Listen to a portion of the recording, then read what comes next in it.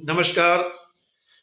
आजकल एक घटना में ज़्यादातर वृद्धि हुई है कि देहातों से या शहरों से बाइक की चोरी बढ़ रही है। मेरे मित्रों, मेरे दोस्तों, मैं चाहा कि आज इस पर अपना कुछ 2 मिनट का प्रकाश डालूं।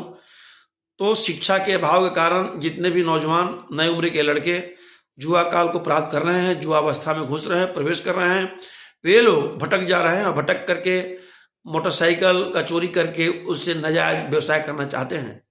आजकल अक्सर ही मैं सोशल मीडिया के माध्यम से, टेलीविज़न के माध्यम से, अखबारों के माध्यम से, न्यूज़पेपर के माध्यम से यह पढ़ने को ज़्यादातर मिलता है। ये घटनाएँ पर ज़्यादा प्रकाश मुझे देखने को मिलती है कि यह घटना में वृद्धि एकाएक हुआ है।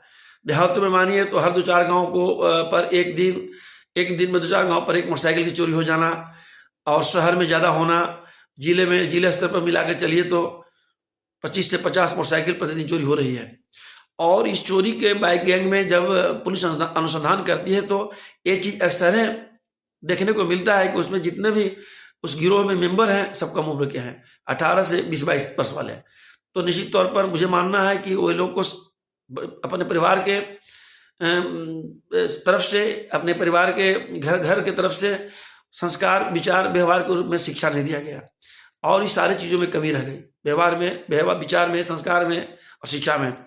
और लोग लास्ट में 18 से 22 साल जाते जाते उन लोग भटक गए, और भटकने के बाद एक गलत व्यवसाय, गलत सोहबत में पड़ गए और उन लोग मोटरसाइकिल का चोरी करके उससे गलत व्यवसाय करना चाहते हैं। आजकल देहातों में जितने भी कम उम्र के नौजवान जो हैं, या तो बहुत इसी 1-2 साल के अंदर लोग जवानी की दहलीज पे चढ़े हुए हैं, सब लोग चोरी की मोटरसाइकिल ले करके और उससे गलत व्यवसाय कर रहा है। अब बताइए कि वो गलत व्यवसाय का कर रहा है, चोरी की मोटरसाइकिल के पर्दाफाश किससे हुआ? आजकल पुलिस के अनुसंधान में जितने भी क्लियर कट केसेस होती हैं, हम उस पर निगाह डालते हैं तो हमेशा देखता हूँ कि पुलिस की अनुसंधान में जितने भी जो शराब बेचने वाले जो गिरोह हैं आजकल, जब बिहार एक ड्राई स्टेट है, यहाँ पर शराब पीना और शराब बेचना दोनों कानूनी रूप से मना है, और गैर कानूनी कहा जाएगा तो कानून के रूप में दोनों बैन है।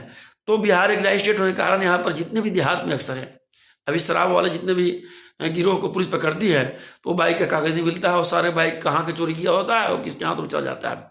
तो मुझे लगता है कि आजकल जितने मोटरसाइकिल की चोरी हो रही है वो सारे के घटनाओं के पीछे ये जो कम उम्र के जो नौजवान देहातों में जो एक गलत धंधा अपने स्तर से फैला रहे हैं, उसको बढ़ा रहे हैं, जो शराब बिक्री का धंधा है, उन लोग का ही काम है। तो आप सोचिए, समाज के लिए बहुत बड़ी संकट का विषय है। तो मैं सोचा कि मेरे ऑडियंस को मैं इस बात को ध्यान आकृष्ट कर दूं कि आजकल के देहात के नौजवानों को जब हम यानी उनके घर के माता पिता उचित शिक्षा नहीं देते हैं तो देखिए भटक के कहाँ जा रहे हैं।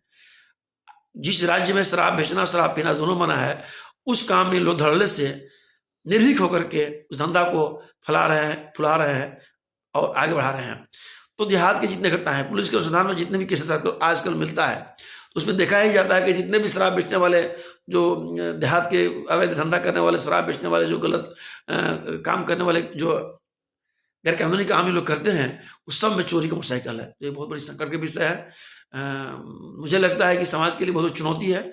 अब हर गाँव में 2-4 गो लोग शराब बेच रहे हों, ऐसा मुझे लगता है। तो सोचिएगा कि हर गाँव में 2-4 गो चोर है, तो इससे बचना है। और इसलिए मैं अपने ऑडियंस से, अपने समाज के लोगों से, अपने भाई से, मित्र से, दोस्त से अपील करना चाहूँगा, ऐसे लोगों पर निगाह करें कि जो आपके घर में, आपके गांव में, हर गांव के लोगों से मेरी अपील है कि गांव में रहने वाले जितने भी लोग हैं, वहाँ पर अगर 2-4 लोग जो गलत आपको चाल चल में लगता हो, आपको ऐसा महसूस होता हो, ऐसा थिंक आप करते होंगे, आपको फील ऐसा होता होगा, ये लड़का गलत काम करता है, देर रात में घर आता है और सुबह में निकल जाता है, या समाज से कट कर रहता है, वैसे लोगों पर विशेष ध्यान देने की आवश्यकता है। वे लोग गलत न कहीं गलत काम कर रहे हैं, गैर कानूनी काम में संलिप्त हैं। अगर हर गांव में ऐसे 2-4 लोग हैं और हर गांव के लोग, अच्छे लोग इस पर अगर ध्यान दे देंगे तो इन लोग सुधर भी जाएंगे और इस तरह के क्राइम देहात में बंद भी हो जाएंगे। तो मैं आज चाह कि ये दुर्भाग्य की बात है हमारे समाज में कि आज कुछ जुआ, हर गाँव से 2-4 लोग शिक्षा के अभाव में भटक करके गलत रास्ता को पकड़ लिए है। वह गलत रास्ता से लौट कर अगर पुनः समाज में नहीं आए तो मुझे लगता है कि उन लोग का अंत बहुत खतरनाक रूप से होगा।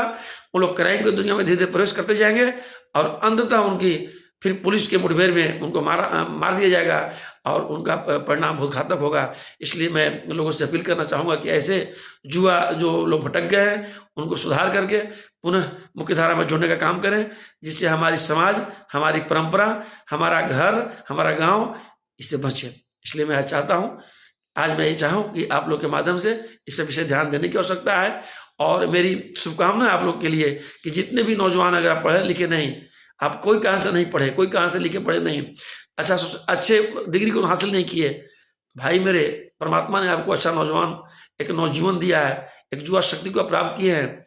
आप भटक कर जीवन में संकल्प लेने की आवश्यकता है, कोई गलत काम ना करें। आप कभी भी जीवन में गलत काम ना करें। गरीबी लाख कितनों भी आ जाए, संकट लाख कितनों भी आ जाए, मुसीबत लाख आपके बीच में जीवन में आ जाए, लेकिन आप गलत काम करने का मन न करेंगे और उसे बचने का काम करेंगे।